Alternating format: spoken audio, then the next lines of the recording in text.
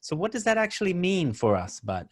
So this world of, dukkha and samsara, it comes from constructed, it's impermanent. We can sort of get our heads around those ideas. Yeah. But the opposite, that there's a state, Nibbana, where there's the unconstructed.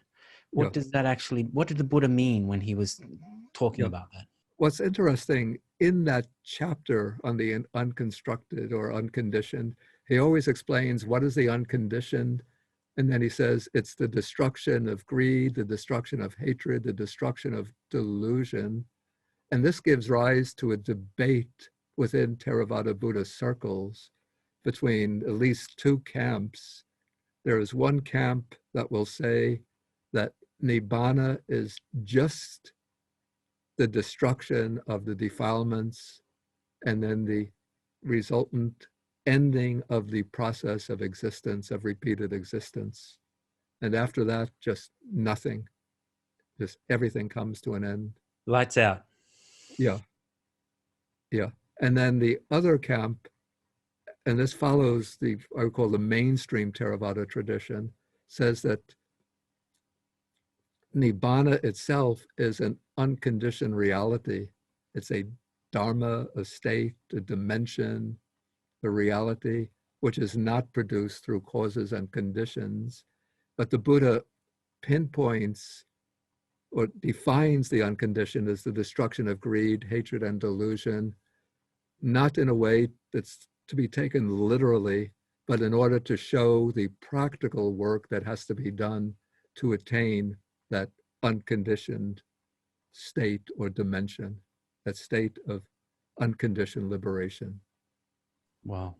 What is your thought, your personal thoughts on this? Yeah, I lean towards the second position, taking Nibbana to be an unconditioned, because I found suttas which explain Nibbana as they use words like dhatu, which is what we translate as an element, dhamma, a real existent, ayatana, a base, amita padang, the deathless state, achyuta padang, the imperishable state.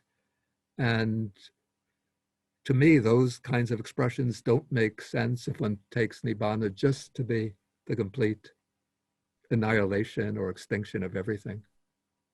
So it's not lights out, the lights are still on.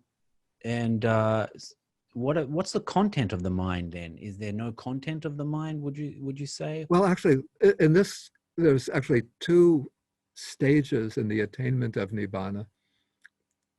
And this comes into what's called the two Nibbana dhatus, which it's not included in that anthology, because it's not within the Samyutta Nikaya, but it's implicit there. So one is called the sa-upadisesa Nibbana dhatu, which is literally, it's the element of Nibbana with a residue remaining. And the residue is this compound of the five aggregates, which remains after greed, hatred, and delusion have been destroyed. So that is the experience of the living arahat, the one who has reached liberation in this life itself.